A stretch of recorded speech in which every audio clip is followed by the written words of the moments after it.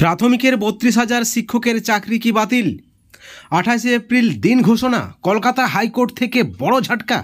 এই মুহূর্তের অত্যন্ত বড় ব্রেকিং নিউজ। আপনাদেরকে অনুরোধ, আপনারা পুরো ভিডিওটি সম্পূর্ণ দেখবেন।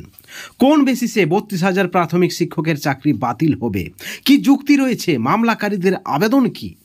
কলকাতা হাইকোর্ট থেকে এই মুহূর্তের সব থেকে বড় খবর।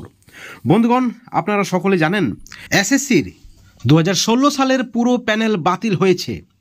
এসএসসিতে চাকরি হারিয়েছেন প্রায় ২৬,০০০ শিক্ষক শিক্ষাকর্মী।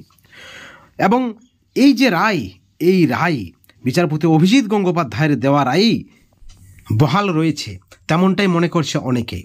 আসলে বিচারপতি অভিজিৎ গঙ্গোপাধ্যায় প্রাথমিকের ৩২,০০০ শিক্ষকের চাকরি বাতিল করেছিলেন এবং সেই মামলায় বলা হয়েছিল যারা অযোগ্য বা দাগী তাদেরকে বেতন ফেরত দিতে হবে, চাকরি তো যাবেই, এবং বাকিদের ক্ষেত্রেও যেহেতু অযোগ্যদের চিহ্নিতকরণ করা যায়নি, অর্থাৎ যোগ্য অযোগ্য কোনোভাবেই যখন চিহ্নিতকরণ করা যায়নি, তখন সবাই চাকরি হারাবে, অর্থাৎ সকলের চাকরি বাতিল হয়েছে।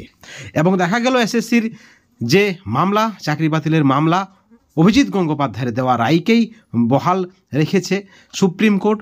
কোনোভাবেই যোগ্য অযোগ্য চিহ্নিতকরণ করা যায়নি। প্রাতিষ্ঠানিক দুর্নীতি, ব্যাপক দুর্নীতি, এমতো অবস্থায় ২০১৬ সালের এসএসসির পুরো প্যানেলকে বাতিল করেছে সুপ্রিম কোর্ট। এবার তারপর থেকেই চর্চায় রয়েছে, অর্থাৎ এসএসসির পুরো প্যানেল বাতিলের পরেই চর্চায় রয়েছে প্রাথমিকের ৩২,০০০ শিক্ষকের চাকরি বাতিল মামলা। এবং এই মামলা আপনাদেরকে জানিয়ে রাখি, এই মামলার দ্রুত শুনানির আবেদন করা হয়েছে মামলাকারীদের পক্ষ থেকে। এবং আগামী সোমবার ২৮শে এপ্রিল ২০২৫ নতুনভাবে গঠিত বিচারপতি তপব্রত চক্রবর্তীর বেঞ্চে এই মামলার শুনানি হবে। অর্থাৎ প্রাথমিকের যে ৩২,০০০ শিক্ষক নিয়োগের বৈধতা রয়েছে কিনা, সেই বৈধতা নিয়ে যে চলমান আইনি লড়াই, ফের সেই লড়াইয়ের কিন্তু শুনানি শুরু হচ্ছে ২৮শে এপ্রিল। এই মামলার শুনানির দিন ধার্য করা হয়েছে। আপনারা জানেন এর আগে বিচারপতি সৌমেন সেন এবং বিচারপতি স্মিতা দাসের ডিভিশন বেঞ্চে ৭ই এপ্রিল এই মামলার শুনানি হওয়ার কথা ছিল, কিন্তু ব্যক্তিগত কারণ দেখিয়ে বিচারপতি সেন মামলা থেকে সরে দাঁড়িয়েছেন। এরপর এই মামলাটি যায় প্রধান বিচারপতির কাছে।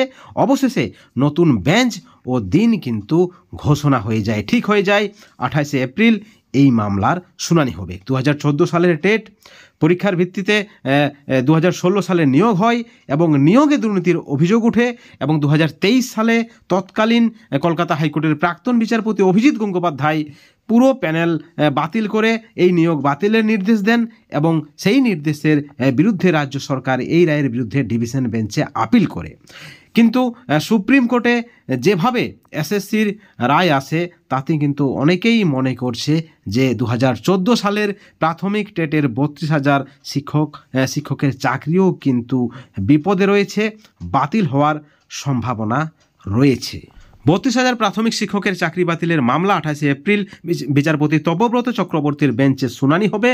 নতুন বেঞ্চ গঠনের পর আইনি মহলে একটা আশার সৃষ্টি হয়েছে, এবার হয়তো মামলাটি দ্রুত নিষ্পত্তির দিকে এগোবে।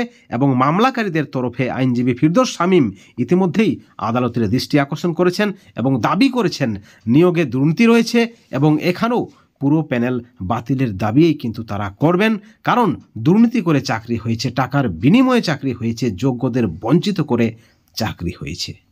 এখন দেখার বিষয় ২৮শে এপ্রিল হাইকোর্টের পর্যবেক্ষণ কি থাকছে। প্রত্যেকটা আপডেটের দিকে আমাদের নজর রয়েছে, প্রত্যেকটা আপডেট আপনারা এই চ্যানেলে পাবেন এবং এই ভিডিওর পরিপ্রেক্ষিতে অবশ্যই আপনারা আপনাদের মতামত আমাদের চ্যানেলের কমেন্ট সেকশনে কমেন্ট করে জানাবেন। সবশেষে একটাই কথা বলবো, ভালো থাকুন, সুস্থ থাকুন, কিন্তু দুর্নীতি থেকে দূরে থাকুন।